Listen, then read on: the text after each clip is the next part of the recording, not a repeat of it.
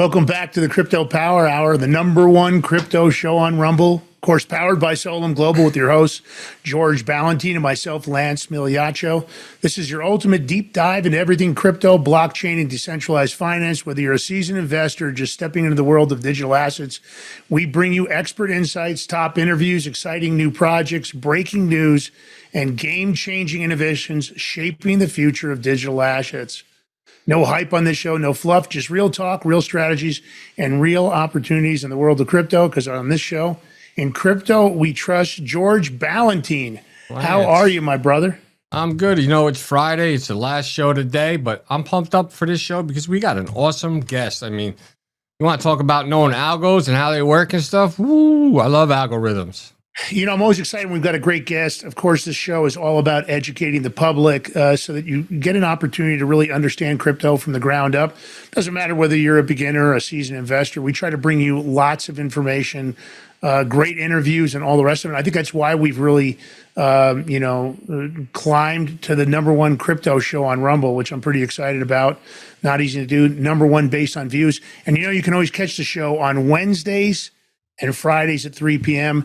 Already today, George and I have done 2 other shows, our regular show and, of course, the Global Finance Forum, which is also the #1 finance show on Rumble right now. So we're excited we're in that position. We thank everybody over at Rumble and Locals. And if you like the show, don't forget the thumbs up, comment, share, and like. Today, we're joined by Michael Markowski. He's founder of SaveChangeTheWorld.com, named one of the top 50 investors by Fortune magazine, which is no easy feat. He began his career in 1977, and since 2002, he's been a developer of algorithms which have predicted both extreme negative and positive events for market and stocks, has verifiable track records for predicting collapses of blue chips, market crashes, stocks multiplying by 100%. In 2007, he predicted the epic 2008 collapse, which I'm sure saved a lot of people money. That was the Lehman, Bear Stearns, and Merrill Lynch collapse, of course. Research of Uber and Airbnb, I saw it in the video, really interesting dialogue, which enabled Algo to identify 1,000-time upside potential opportunities within 7 to 10 years, which again, unbelievable feat. He predicted a 50 to 80% decline for the S&P course in July of 2026. That's predictive, hasn't happened yet, so maybe you'll get an opportunity to take advantage of that. He's a seasoned financial analyst and, of course, an algorithm developer. I'm interested to get him in. There's no reason to leave him backstage and waste his time. This guy is busy as hell. I'm going to coin him a term because I'm going to call him like the financial guru or prediction guru. I don't know. The prediction guru is pretty good. Welcome to the Crypto Power Hour, Michael Markowski. How you doing, sir? Good. I'm excited to be with you guys. I'm looking at all the financial markets. I need to probably plug into this and watch this Power Hour and what you guys are doing regularly. Well, we appreciate it. We're trying to bring the innovative opportunities for people. You know, the crypto world is so new. You've been in the financial markets for a long time, and your highlights of predictive and achievements are just unbelievable. You had an early career as an IPO successes. You began your financial career at Merrill Lynch in '77. You underwrote venture stage IPOs, Senior Service Corporation, which was a big one for you, which was later acquired by United Health Group, which were big, significant returns for investors. But algorithms, I've got to imagine that somebody that with your area of expertise has got to be excited about the opportunities being offered by quantum computing and chat, of course, everything from AI, Chat GPT-4, DeepSeek, Grok. But I wonder what your thoughts are on that. Maybe we start just with you covering some of your career and then maybe jump into that, because we talk about a lot of that on the show regularly. Well, I'm saying to you that, my research, I research extreme events to find the cause. Then I use it to predict the next extreme event. I've been doing that since 1978. And it really started when I was working for Merrill Lynch as a very first year out of college, working for Merrill Lynch, and I came across some research done by Standard & Poor's of the top earnings performers in the market for the previous 10 years. And I was so clueless, I didn't know I had no idea what that meant in a stock to be a top earnings performer. And so I went and looked all those stocks up. I was shocked at the multiples they gained and that's when I vowed I was dedicate my career to researching extreme events. And I researched that, and that enabled me to, in fact, the first two stocks I ever recommended at Merrill Lynch, one was Geico, government employee insurance. Wow. The stock had fallen from 150 to $5, $6, $7 a share. And it was the lowest price stock on Merrill Lynch's recommended list. I recommended it, and Warren Buffett bought it out, the whole company, for 10 times more. I was just about to ask you the timing. Of course, the the Oracle of Omaha has been one of the best analyzers in history. He's had incredible returns at Berkshire Hathaway. Do you think he saw the information you'd posted, and that's what triggered the buyout? No. I was just a rookie back then. It just happened to be luck. But on a side note, my parents, I grew up in Nebraska, and Cornhuskers. My parents almost did a deal with Warren Buffett. He almost brought their company public back when I was a young boy. So they met Warren Buffett, my parents. But that's an interesting side note. No one really knows that. I don't share that with anybody, but since we talk about Warren. But anyway, so the point is that, as a youngster, I was the youngest guy Merrill Lynch ever hired in its entire history. And as a youngster, I wanted to learn about the markets. And the problem with a lot of these financial service companies is these guys are just salespeople who are out there to take you to lunch and take your money and manage it for you, but they don't really understand about the markets. You know what I mean? Yeah. So I went in, and so I've made it a vow. I made it my career to anytime I see anything crazy happening, I go in and research it. And I think that the one that gives the best example of what I do is Enron. Enron fell. It was a shock. Enron was the Tesla of the energy industry in its day. In the summer of 2001, the stock was near its all-time high. The stock fell. Everything. You had 27 analysts buying it with buy ratings on it. You had Fortune had named it for 7 years in a row as the most innovative company in the United States for 7 years in a row. And the company, goes from an all-time high in the summer of 2001 to bankrupt in December with all these Wall Street buys, no sells on it. So it was a classic, and it was infamous. And I went in and did the research, and I was shocked. I was able to determine by looking at its financials what it would have told me to get out of the stock in the summer of 2001. And then I back tested it because that's whenever you build an algorithm, you have to back test it against past data. And other instances, I found 50 other companies that died of the exact same cause of death, including Sunbeam and Polaroid were two of them. Wow. Yeah. So those were monsters during that time period before they went upside down. Of course, Polaroid, they had an opportunity to start down the digital camera world, but they were making so much money on film back then that they thought, oh, this is crazy. It'll never work. One of the biggest mistakes they made wasn't converting, because we know what happened to digital photography. It was a big problem for them. So it annihilated them. But so the point is that enabled me to develop this algorithm, and I started predicting bankruptcies. The largest, lo and behold, in early 2002, the largest food distributor in the United States, who had paid dividends since 1918 on the New York Stock Exchange, Fleming Companies. I said, this company is going to go out of business. It has the same symptoms that Enron had. And at the same time, Morgan Stanley was raising them $600 million. They raised them $600 million, and I put a bankruptcy warning out on them even after they raised the $600 million. And sure enough, a year later, they went bankrupt. Can I ask you a question? What was the reaction? Because you've had an uncanny ability to predict events. What were your bosses think? I don't know if I'm assuming you were working for people at that time. I don't know if it was still Merrill Lynch or who it was, but what did your bosses think about how uncanny your predictions were, especially because you're a contrarian? A lot of those companies were Wall Street darlings, and here you are saying they're done, stick a fork in them. Well, actually, at that point, I just left Wall Street and started a publishing company. And my goal is to develop software to identify anomalies in the financial statements of publicly traded companies. So I was in the business of doing that. I left Wall Street and I created that software. And lo and behold, I was able to do that right away. was to be able to use that software. The software was finished about the time that Enron went bankrupt. So I went in, did my work on it, and but so the key is that there is a so the math, that everything's math. Everything is math. Is that your background? Did you go to college for math, or were you an engineer, or No, was that just something? I was not. It was something that I evolved to. Gotcha. I got a degree in business administration. Yeah. College finance. Understood. Finance was one of my degrees. Finance, but no, I was not. That was my yearning to learn what caused these things.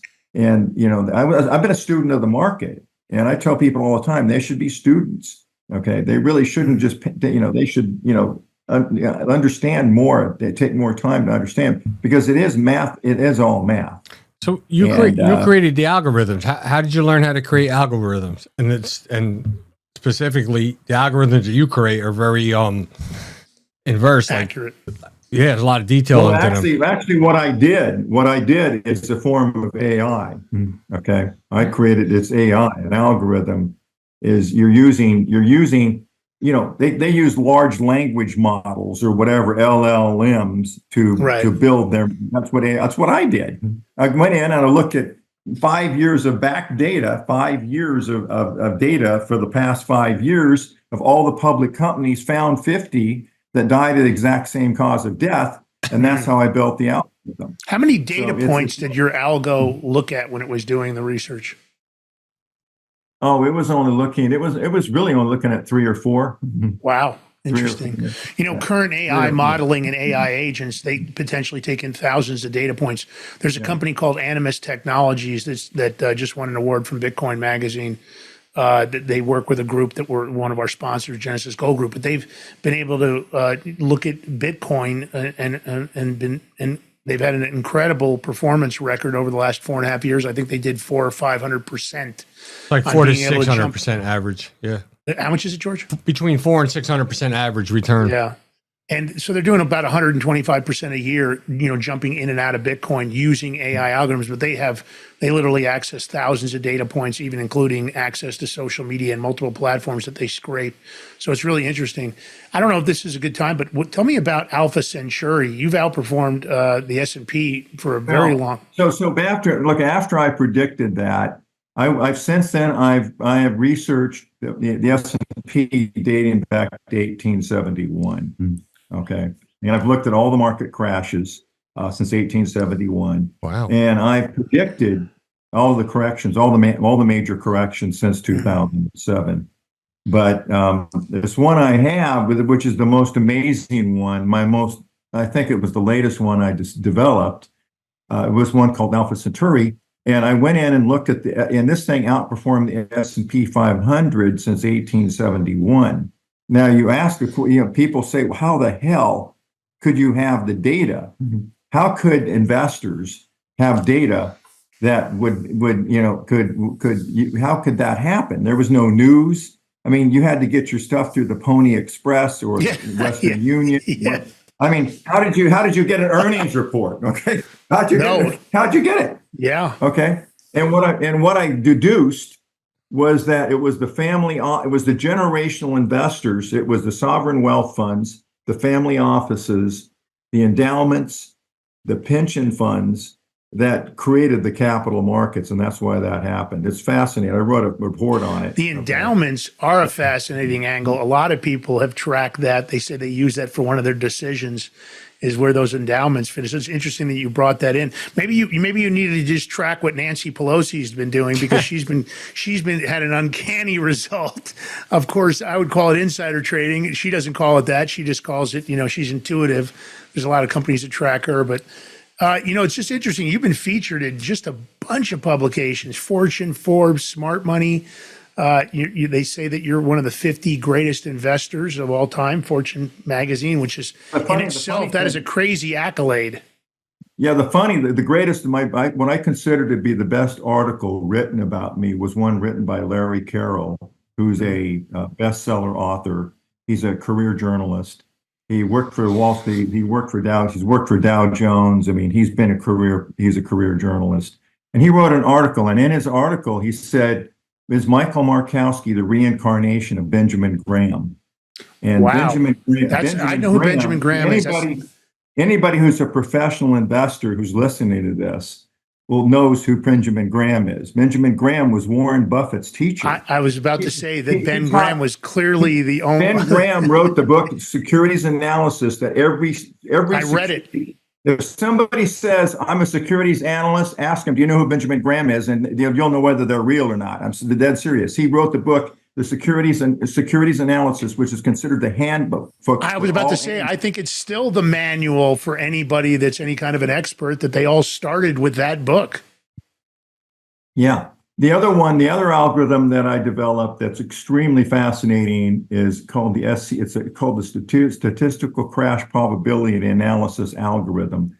And that algorithm, I went back and I tracked, and I found that when certain things happen in the market, when the market declines by a certain percentage point from the high since inception, it will follow through and decline by 34%. It started in 1929. I did it in 1987. I mean, on and on and on. It was amazing, and it predicted the precise decline, the actual the decline for the 2020, how much the market would go down for the 2020 crash, the time frame when it would happen. It would happen by Easter. It happened Easter of 2020. The market bottom. And the bottom was precise, and not only that, it predicted it for the German index and the Japanese index, okay, as well as the U.S. indexes. They all went down together by 30 minimum of 34%. So yeah, so it's great. I mean, so I have these algorithms, but Alpha Centauri is an amazing algorithm because the way that the only way that could happen is people had to go into the grocery stores at the time and see the inflation. So I found there was a relationship. Alpha Centauri is based upon inflation, and it found when periods of high inflation, where the S&P 500's dividend yield went negative, the market would go down. So people had to actually go into a store and say, you know what, inflation, tomatoes are up 100%. I'm getting out of the market. I mean, that's what had to happen. Back in 1880, 1891. At 1900, before you had the phones, before you had the computers, before you had the TV, all of that, the radio, everything. I mean, that's what's so fascinating about that algorithm. I find it the most fascinating. Well, I think it's fascinating because you're talking about real world analytics. You're not sitting down with a spreadsheet. You're not looking at Wall Street or the Wall Street Journal to get your information. You're going out and saying, son of a bitch, eggs are super expensive right now. I'm getting out. This is a bad time. But I think that makes sense. Look, everybody, the talk on the street is all about tariffs.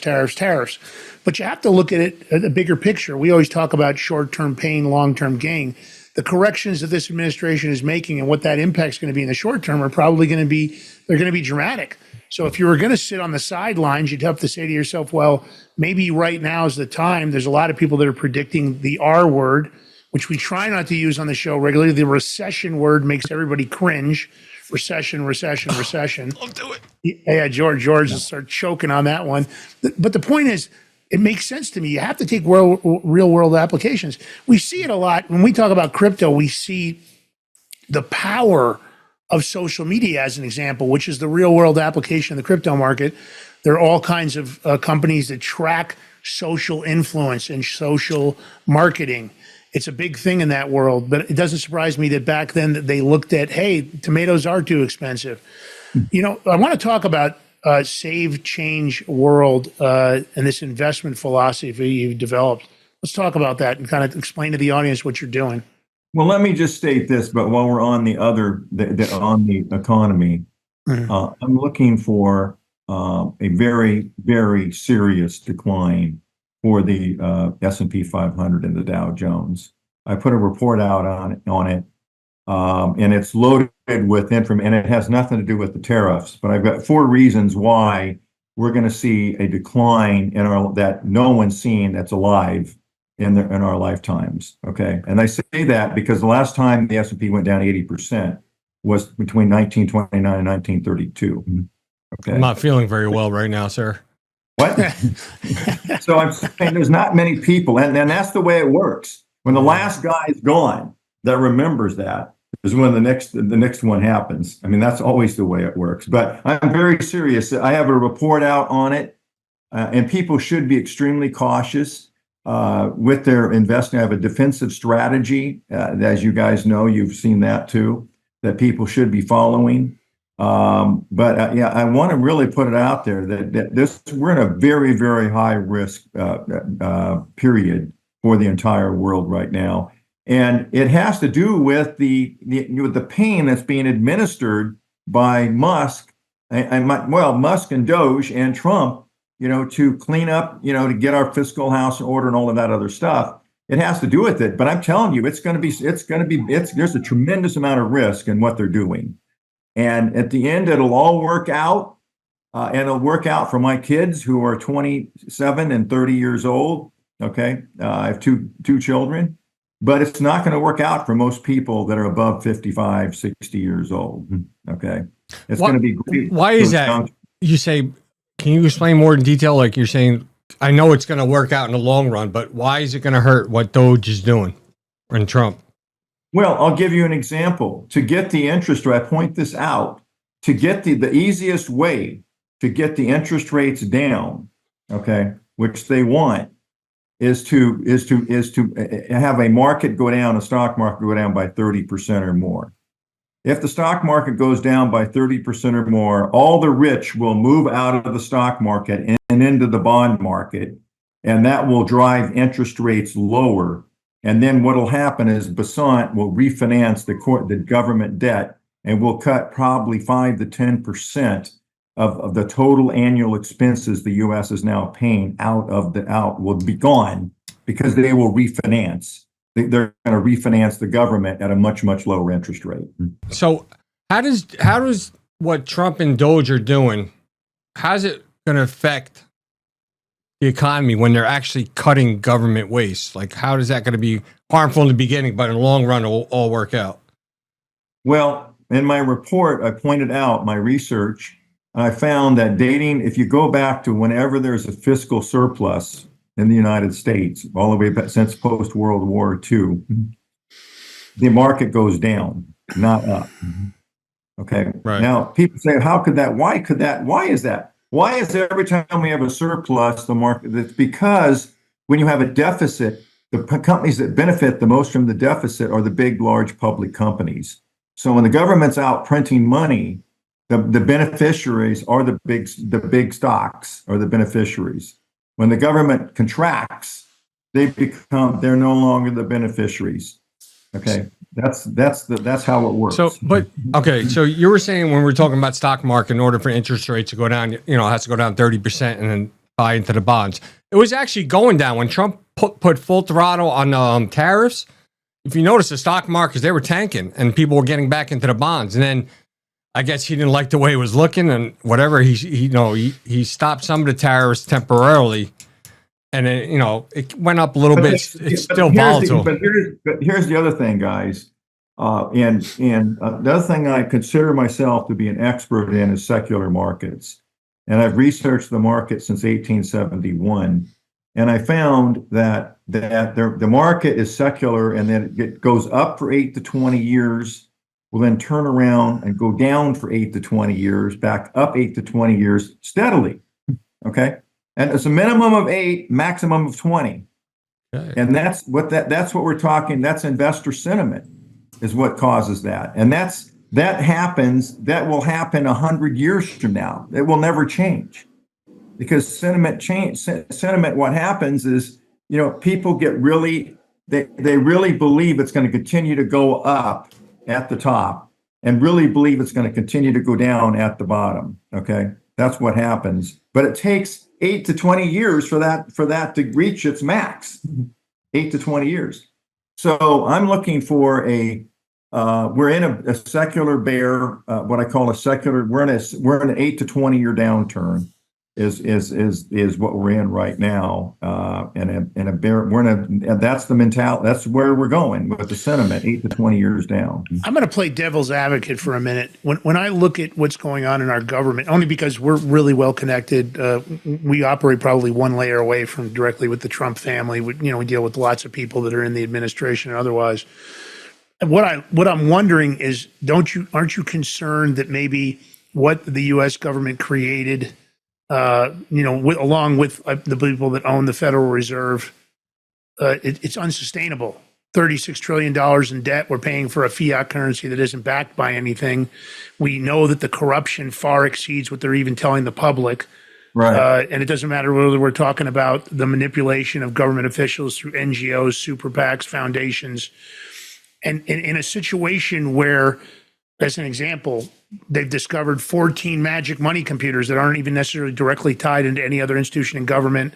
There's lots of agencies that seem to have the ability to just, at will, create any sort of a budget for any kind of a group they want. We've seen a lot of the money getting funneled down to politicians. I mean, Chelsea Clinton got 84 million.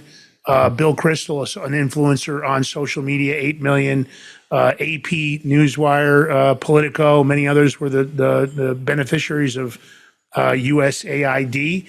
But when you see corruption that's deeply ingrained and you see the waste of the money, we're talking about people, lots of real estate as an example that's sitting empty that the government is paying for on leases that have now been canceled. Aren't you concerned that kind of corruption, that alone would undermine the U.S. dollar? Because let's face it, BRICS is a plan to take the U.S. dollar and collapse it. That wasn't the first time somebody's tried to collapse the U.S. dollar. I'm not saying that right now at the moment that BRICS is necessarily going anywhere. We know that Donald Trump's trying to make some moves. I'm not saying I agree with every one of his moves, but how do you allow that kind of corruption and fraud to continue forward and not assume there's going to be a major correction if you do try to fix it? By the way, you understand, I'm not, I'm an objective analyst here. I'm just looking at numbers. I'm looking at the numbers. The bottom, I'm telling you what the numbers tell me. I don't have an active line, okay, either way. With this, I mean, sure, I do agree with Trump. You got to get rid of the corruption, okay? Because I got kids, okay? I got a 28, 30-year-old, okay? And I do too. Everything is so expensive, and they can't buy a house. I mean, the houses are so far out of range for all of our young people. And that's even frightening. Look at the BlackRock and what they've done to the real estate. And they're not the only ones that are out buying all the repossessed properties. You go to any auction across the United States for distressed properties, and BlackRock's got their team in force. You can't buy one unless they think it's an unsavory investment, meaning that there's a person still in the property or there's a second or a third mortgage that don't seem to be quickly resolvable. They buy everything. They're hyperinflating the prices, rental rates. And I agree with you. My daughter complains about the same thing. She and her boyfriend just rented a place in New York. It's a smaller loft, but the amount of money they're paying is just outrageous. Yeah. And so the point is no, I fully, I'm all for it. I think Trump and they're doing the right thing. But and Trump is very Reagan-esque. People, wealthy people, really love him. They loved Reagan, and they should, and they believe in him, and they believe he's going to do the right thing. But they're not being realistic about when you do the right thing and you do the right thing for your grandchildren, all you millionaires and billionaires. Then you're gonna take a hit on the value of your money in the stock market. Period.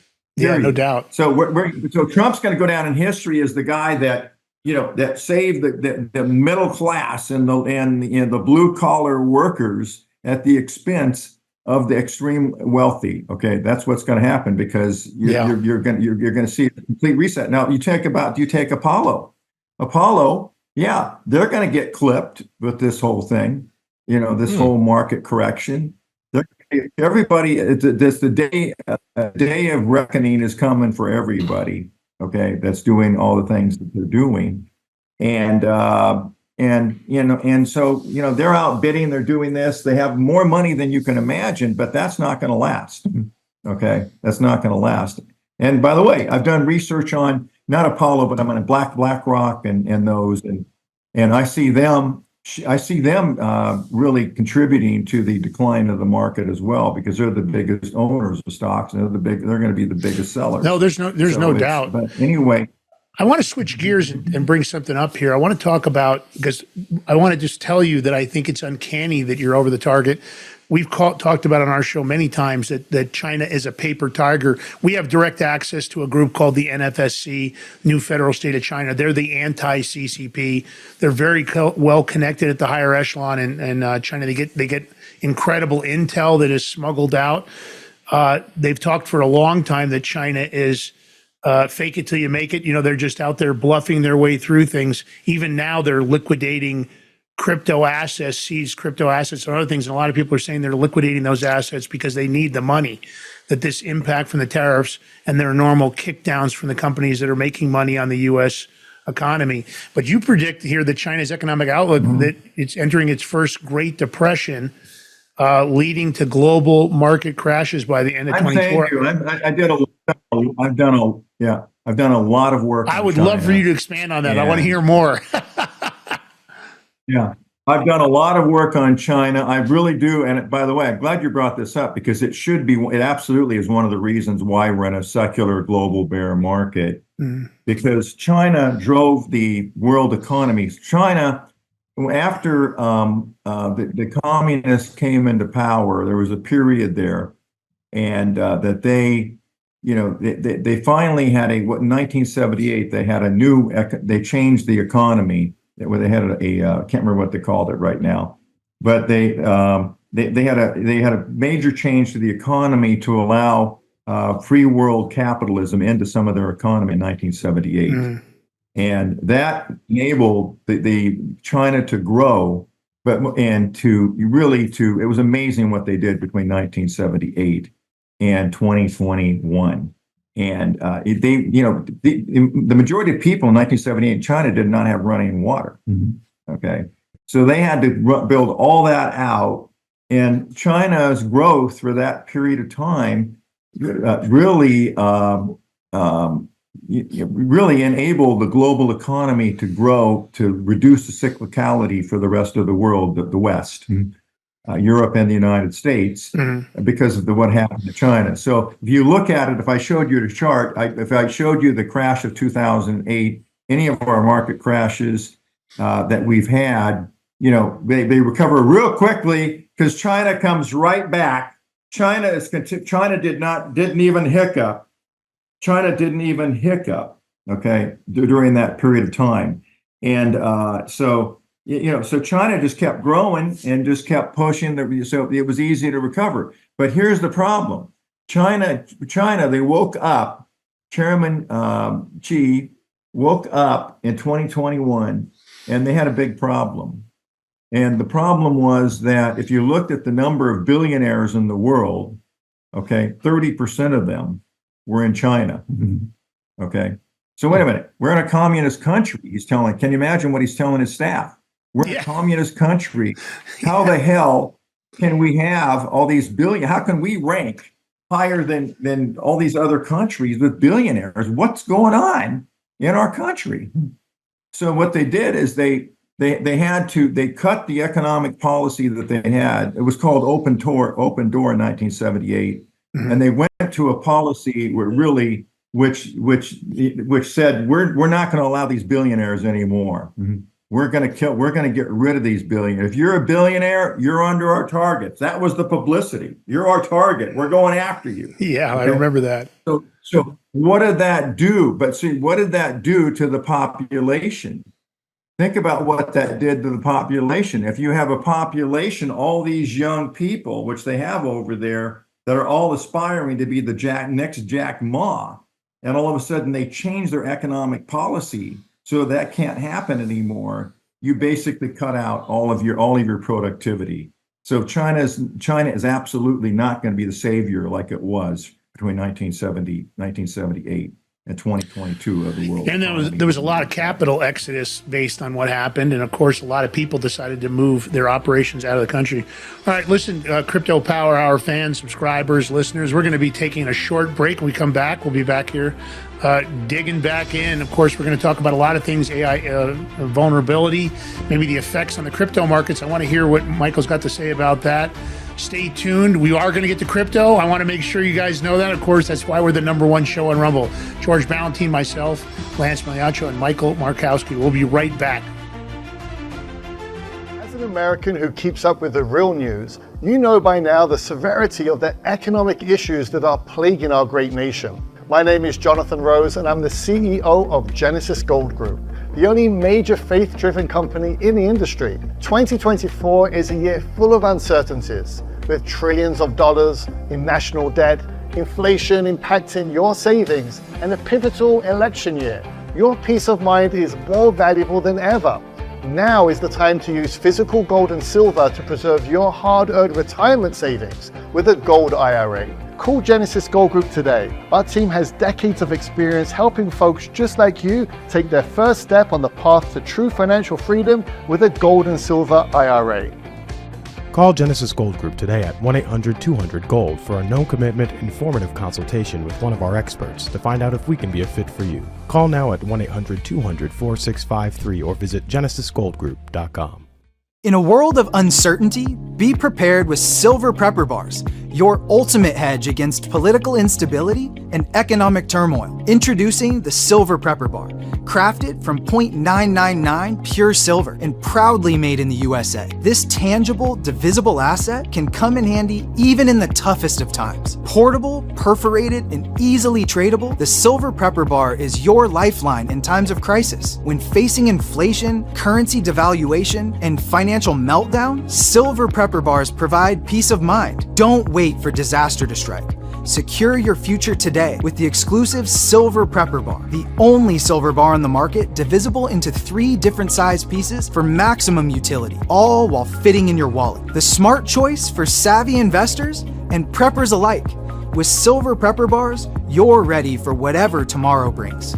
Hi folks, I'm here today to introduce you to the Prepper Bar from PrepperBar.com, the most unique precious metals product we have seen in a long time. These 62-gram bars are perforated and easily broken down into your choice of 3 different sizes to fit a multitude of needs. Whether it be from asset protection from inflation, economic turmoil, or its unique utility for barter and trade, the Prepper Bar makes a perfect gift for all the precious metal lovers out there. Exclusively made here in the USA and selling out fast. Available in both gold and silver, these slim Prepper Bars fit neatly in your wallet, and their utility enables use in any situation. As gold and silver prices continue to surge and top economists predict upcoming shortages, now is the time to secure your precious metals in the form of Prepper Bars. Go to PrepperBar.com now and place your order before supply runs out and prices go up. All payment methods accepted. Order your Silver Prepper Bars now at PrepperBar.com. Silver Prepper Bars, ready for whatever tomorrow brings. Order now.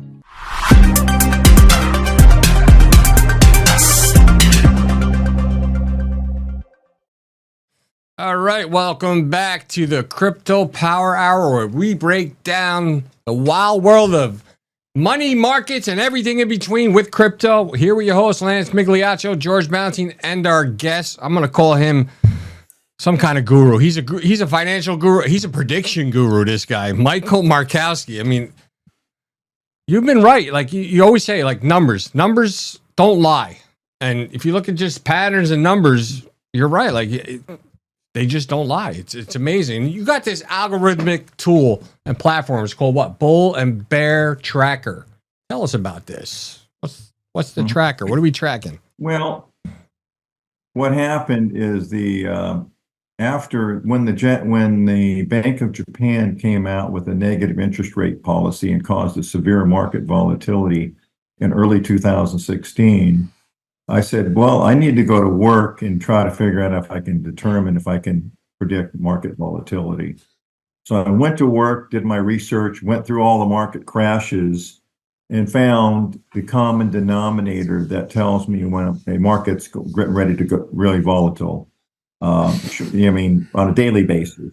Okay, we're talking this is one that looks at current daily volatility. And I developed this thing, and I called it the NERP crash indicator originally.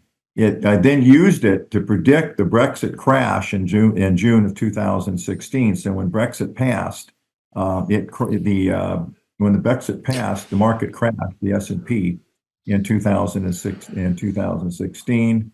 And then I put it on the back burner when interest rates came back down, whatever the case was. And then when Trump started with the volatility with tariffs in 2018, I said, you know what, I better pull this thing back out again. So I pulled it back out again, did some more work on it, then converted into the bull and bear tracker, which basically shorts the market it's what it's looking at. And believe it or not, it's tracking currency action. And you can tell moves. It can predict moves in the stock market by moves of the currencies. Will tell me that whether the market's getting ready to move. There's a relationship between currencies and the stock market, and there is. I mean, I learned that I worked in Switzerland back in the 80s when I was on Wall Street. I was in charge of. I had all the banks in Switzerland were my customers, and I learned a lot about about global markets back then. I want to ask you, because of course our audience is looking at the crypto market. We know that when the dollar weakens, hard assets, of course, gold's hitting all new time highs. Silver hasn't quite done that yet, but I think it's reacting much slower, maybe because of the tariffs. Although you would think the weakening dollar, that all hard assets in the way of bullion would be moving, together in lockstep. What do you think your thoughts are for some of these algorithms you created? Are you applying any of them to the cryptocurrency markets yet? Or, I know the back testing data is only really relevant to maybe Bitcoin. So many of the other ones are so new, like Ethereum, XRP, Solana, XLM, XDC. What are your thoughts on this? Because I know you're starting to, step into that world. What do you see as the future of these algorithms you've got? Well, I think that the algorithm, I don't think crypto is any different than the stock market. I think that in other words, I do think that if I'm right and the S&P goes down 50 to 80% between now and July of 2026, I can tell you Bitcoin, Ethereum, these things are absolutely going to come off. They're not going to go against the market. What? They're not going to go against. So I think George said, ouch. They're going to go with them. I said, wow. Yeah. Oh, wow. He said, ouch. And I think that's people should be prepared for that. I mean, that's another thing that in the crypto world, people think, well, gosh, it's not stocks, so if the stock market goes down, we're insulated. Trust me, if the correction I see comes, everything's coming down.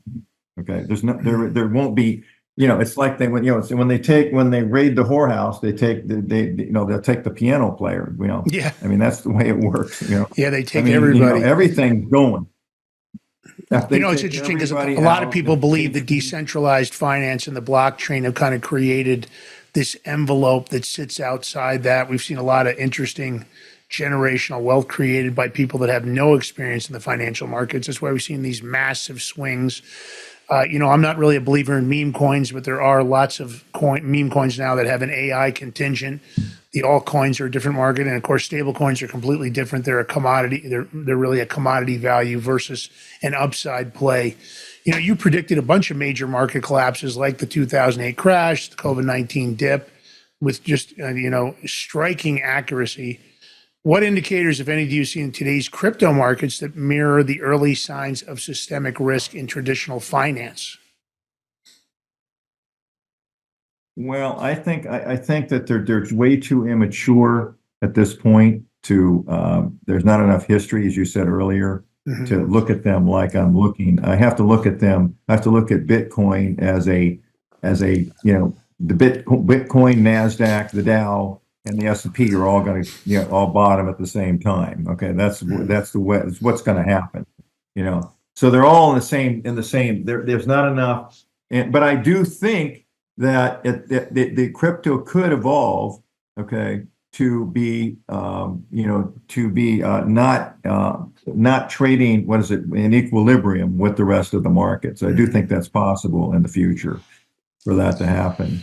But there's lots of projects like Solum Global, that want to integrate into the healthcare system, streamline and make it easier to use, make it more efficient for the doctors and the people in the network.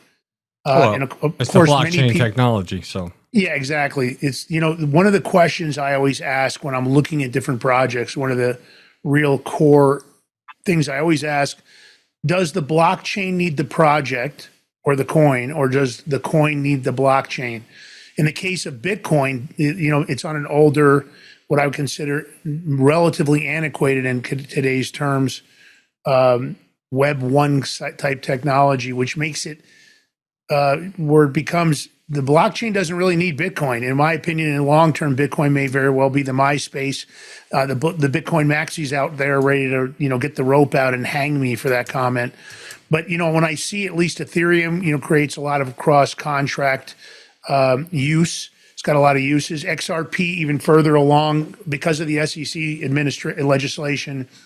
You see a lot of restrictions being lifted. Of course, now we know that crypto is not a stock asset. It's not, SEC laws don't apply. They're going to need new, legislation and lots of new laws put in place to actually regulate the industry versus what Gary Gensler was trying to do, which he came out of left field with lots of fines and definitely hurt XRP. They've got 3,300 contracts that have never been announced in agreements. I guess there's some news today. I didn't see it yet. There's some news about the SEC and what they're going to do with XRP's final settlement. What do you think? Do you think, do you feel like that when you say it might run to a different lockstep, what do you envision might happen if you were going to be predictive of the cryptocurrency market? Where do you think it might head as far as being its own vertical that maybe isn't going to run in parallel to Wall Street or any other economic, control systems? Well, I do think that you do have, in today's world and with the technology, you do have more government potential interference in our lives, period, everywhere in the world because of the technology. And that's a problem, okay? Not only it's a problem certainly for outside of the United States, okay? It's also a problem in the United States, but a much bigger problem outside the United States. So, what's going to happen is these cryptos and the blockchain are both needed, okay? Because the blockchain enables really you to build a nest egg, to have the nest egg outside of government, that the government can't find. Decentralized, okay? Yeah. Yeah, So, that can't find. And that's why I believe that crypto will be eventually considered to be a separate asset. I mean, even though it has volatility because of that, because of the fact that it's a situation. And when you think about it, and this, when I was in Switzerland, I would be there in Switzerland. I was amazed if you go to the Bahnhofstrasse in Zurich. There's one bank after another. There's 100 banks. There's 100 banks that represent a different country and a different language.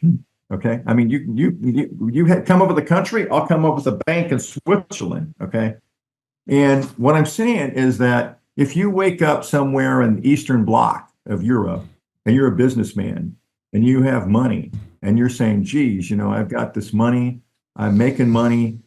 How am I going to stop, the government from coming in and taking this someday? You're going to Switzerland with that money, and you're putting that in there in Switzerland. You're going to go to a bank in Zurich that speaks your language. I mean, that's what's been going on for 1,000 years. Okay, I remember Germany. Switzerland was. Yeah, I mean, it went through the World War I, World War II. I mean, on and on and on. So. What it is the crypto provides that to the masses without having to get on a plane, okay, and fly to Zurich, is what it does. And I really do believe that what the crypto, and you had some questions, we talked about that earlier before.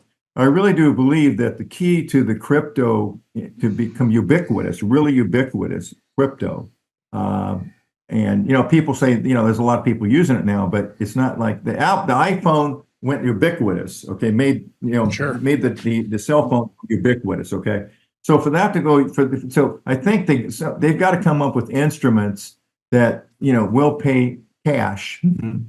Okay. Well, Where there's actually a dividend, like a dividend, and I see that coming. Okay, there will be cryptos that almost pay dividends. If you guys might even know of them right now. They actually That's where the industry goes. George, let me just comment, and then you can jump in here. Staking. There are numerous websites right now where you can stake projects, and they pay crazy dividends. I'm talking 10, upwards of 30% for staking. A lot of them have full transparency. So it's surprising because, of course, they're cutting out all the middlemen. People say, how can they do that? Because they figured out a way, either algorithmically or other way, to get a return on that capital being invested that exceeds what they're offering.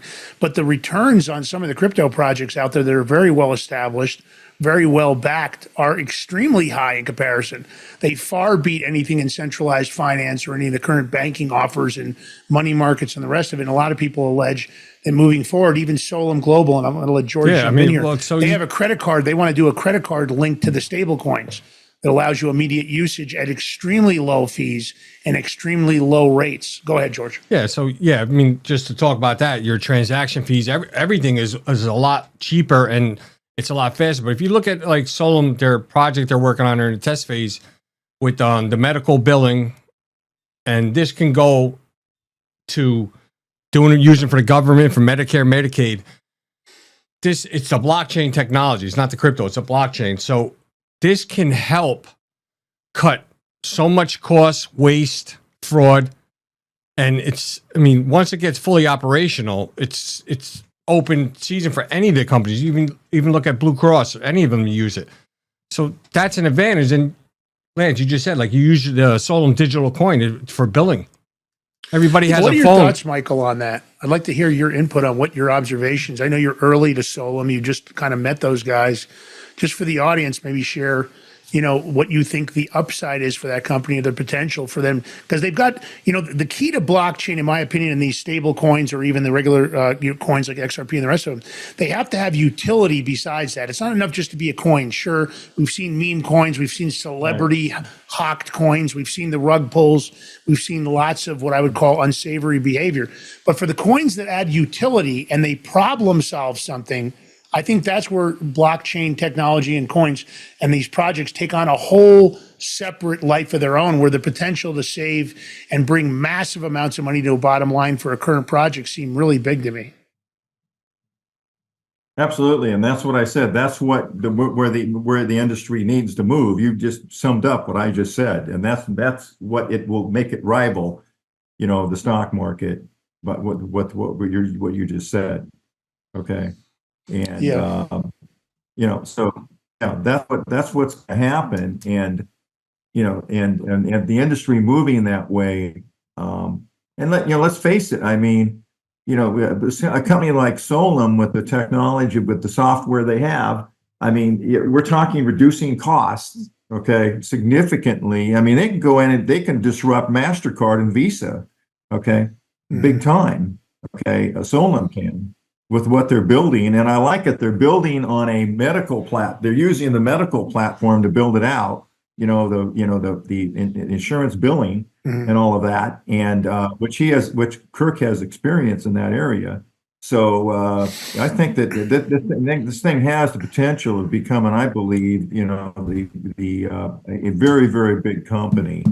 What he's built so far, and I need to spend more time with him. Thankfully, he's down here, located very close to me down here in South. And I will. I'm supposed to be moved down there, hopefully, anytime soon. But so just medical billing, like you were just saying. So once it's operational and I had the testing phase, just think with all our connections, bringing it to Secretary Kennedy from the Youth and Health Services, and implementing that into Medicare, Medicaid. How streamlined that system will work, because you see how patients are waiting for this or that billing. anything. And just the process, I mean, the savings, Well, it's the factoring phenomenal. alone for doctors and healthcare providers, the factoring has become just excessive, the amount of money that's charged. But of course, a lot of these a lot of these physicians are waiting 60, 90, 120 days to get paid because the back ends of a lot of these companies and the payment process, I think they're intentionally slow walking payment because of course time is money, money is time. You get an opportunity to make whatever you're going to make on that money while you're waiting to pay a doctor. He's providing services. That's why the factoring companies have done so well. We talk about that, and of course, we're talking about transaction fees that are tenths of a cent. I think companies like any of the companies that we've seen it that the transactional fees to send money through some of the crypto platforms are tenths of a cent, where if you use Western Union or any of the old school, they take these exorbitant fees. So my wife sends money, as an example, her family's in Africa. She'll send money there, and the amount of money taken by either the banks or Western Unions or the rest of them is so excessive that the natural progression now is that she's using crypto companies to actually transfer assets for tenths of a cent, especially in the stablecoin market. So I think you're going to see a lot of companies go out. George, I want to talk. Go ahead. I'm going to let you jump in here. Well, I want to, because we don't have too much time, but I want to bring up his Save the World platform. Save Change World. Save Change World. I'm sorry.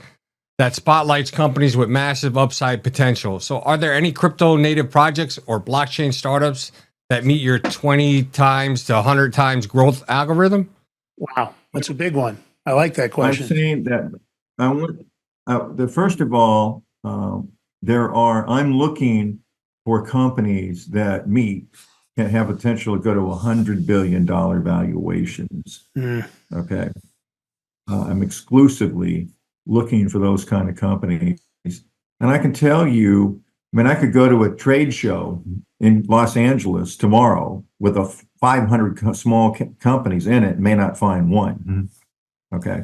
Very, very difficult to find them. Extremely difficult to find the companies that have the technology and the big and the addressable markets. And let's go, while we're on this subject, my work on Uber, Airbnb, and my research on those. Remember, I research extreme events. So I'm also researching extreme events and things that go up. So, if you'd put if anybody put, I don't know, the money that was made in Uber, Airbnb, WhatsApp, and Snapchat was staggering. I think the numbers I recall, $25,000 grew to a diversified portfolio. Those grew to $400 or $500 million. Wow. Within 10 years. $25,000. Okay. That'll and that's change all your over life. Save Change the World. What? That would change your life. So my point is, but what is the common denominator for those type of companies? And that is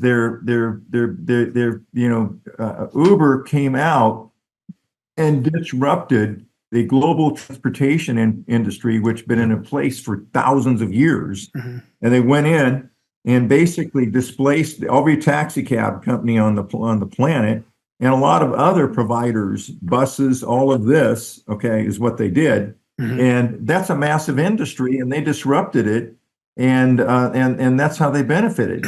So, I'm looking for just, companies that can be very disruptive.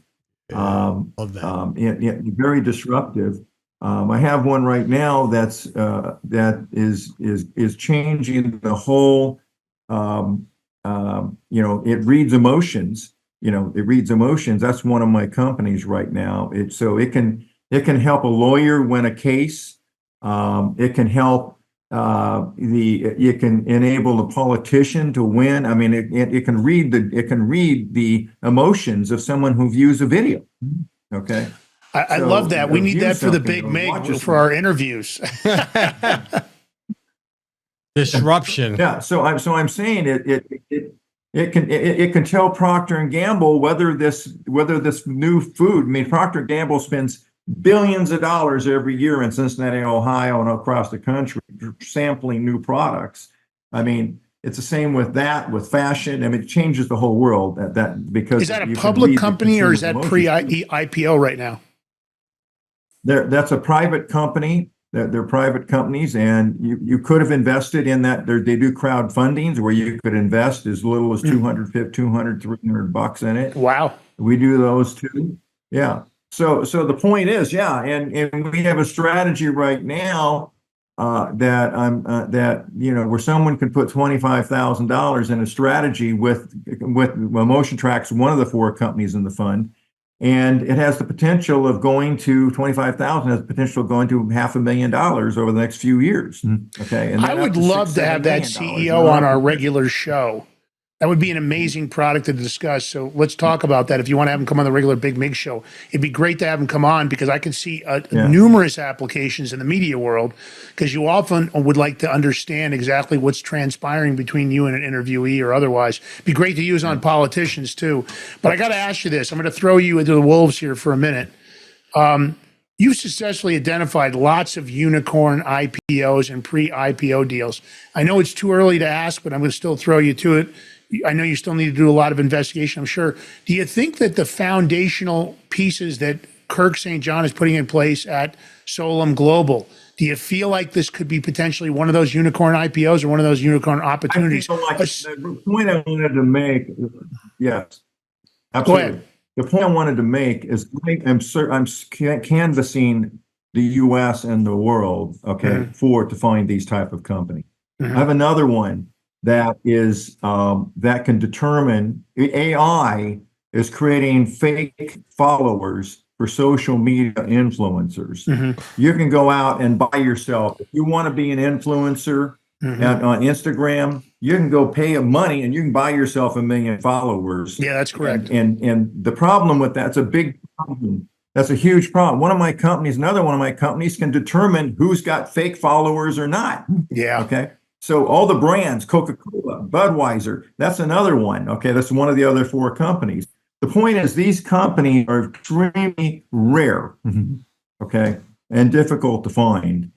And I have 4 of them right now, but I do believe, based upon my work that I've already talked with Kirk about, I believe that Kirk definitely, this company has that kind of potential. You know, we made it actually easy for you too. This company, because you didn't have to go far. You're right there, Florida. It's only like an hour drive between you guys. He made it convenient. You don't got to fly out of the country. You don't have to go out of state. It's easy. You stay in the warm weather, you're good. But I think Solana Global is a disruptor potentially. That's one of the reasons we got tied into them, because we thought the ability for them to disrupt that market, the fact that they believed in full transparency. And I'm not saying this because we're involved with the company. I'm saying this because the reason we got involved was the transparency, the fact that they had a concept that I believe filled a niche that was so in need, because we hear a lot about government waste and fraud. We hear George has dealt with the healthcare industry because he just got knee replacement.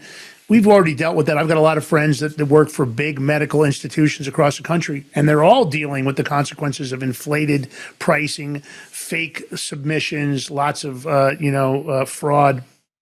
So you always wonder. And of course, the larger these institutions get, the less streamlined they are. Of course, that adds to a lot of internal waste. So the fact that they've come up with a solution that might do that, I think it's a disruptor myself. And that's got nothing to do with our relationship. We wouldn't have gotten involved with them if we didn't think so, because we get lots of offers from different companies that want to use us to promote, market, get involved with them. They want to give us equity to do it. We only get involved with groups that we actually believe have the potential. And of course, transparency is one of the big issues. I guess let me do this when the time we've got left. I want to give you an opportunity to how they can watch you on social media, or they can check out your website, because you have some great bull market predictions here, which I think I read a couple of them. Amazing stuff. How do people stay more on track of what you're doing, Michael? This is the shameless plug point of the Crypto Power Hour. And by the way, if you guys like the show, thumbs up, comment, share, subscribe. That's what we need to know. Let the people over at Rumble know. You can head over to Chris Pavlovski's personal account on X. Let them know you love the Crypto Power Hour and you want to see more of it. Go ahead, Michael. Take it from there, brother. Well, I think here's what I do, and I recommend if a lot of people that are listening to your show are in the stock market. Okay, trust me, they're in the stock. Anybody who's got a big stake in crypto has got a big stake in the market.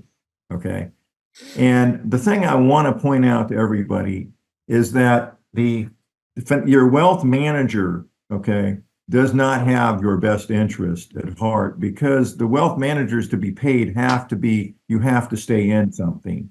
We have to be invested in something. If they ever tell you to get out, they're going to tell you that, and they're not going to get their feet. Just keep that in mind. That being said, I really want everyone to become educated and become more active in monitoring what they're doing with all of their assets. So every Saturday morning, I have an 11:30 session that's called Markowski on the Markets, that's held by myself and my son, Ryan. And we talk about what went on in the market that week for the world economy, the U.S. markets. It's called Markowski on the Markets. And that's every Saturday morning at 11:30 a.m. Eastern. You can get access to that via savechangeworld.com. Okay, savechangeworld.com, that website. It's right there. You can sign up at the bottom of that website and get access. And that will get you into the stream of things, of understanding what we do. We talk about the small public companies that I find and recommend. Eventually, I'll talk about cryptos in there as well, as I get more proficient in this area and learn more and more about it. And I'm going to be more active. I'm going to come and listen to you guys and what you're doing every week on your show too, because you're out there in the space. But so I'm going to be in that. And I talk about the market. I talk about the risks. I talk about, what the short-term risk, the short-term upside potential, all of that is in them. And I show the historical charts. So it's a great educational process for people to be involved with and become a better decision maker. And even, and you want to be a better decision maker, even if you don't have the money to invest, because someday you will. Gotcha. Okay. You want to learn is what you want to do. You want to become a student of the market, and it really is all about the math. So savechangeworld.com is really the website. Well, I want to thank you for the time today. Really, really interesting, great information. Hopefully the audience appreciated it. You can always let us know in the chat what your guys' thoughts are. And of course, George is going to give you the short form and the long form content. You guys can take it, share it, let your friends and family know about it. We'll probably be doing more with Michael, because I think this is the kind of stuff, as he gets really ramped into the crypto world, the application is unlimited, possibilities of generational wealth, and maybe just protecting your assets from the next collapse. Here's a guy that knows what he's talking about. He puts the proof in the pudding, and of course, he's done it over and over and over again, which gives him a track record that exceeds so many. I can't even begin to give you the list. Again, if you like the show, subscribe. If you can do the paid subscription, great. If you can do a Rumble Rant tip, that's great. We put it all back into the show. If you can just subscribe, it's a tough economy. We know that. Just do the subscription button. Tell your friends and family to join you next time. Come on over and check out the Crypto Power Hour here. #1 crypto show on Rumble. George Balloutine, last words on the way out of gate. Michael Markowski, stick around for a minute. Thank you so very much for you participating today. We really appreciate it. George. Thank you, Mike. I think we can spend hours on a show with you. It's unbelievable, the wealth of knowledge. Everybody, it's Friday. Have a blessed weekend. Stay healthy, stay safe. We'll see you on Monday next week. God bless.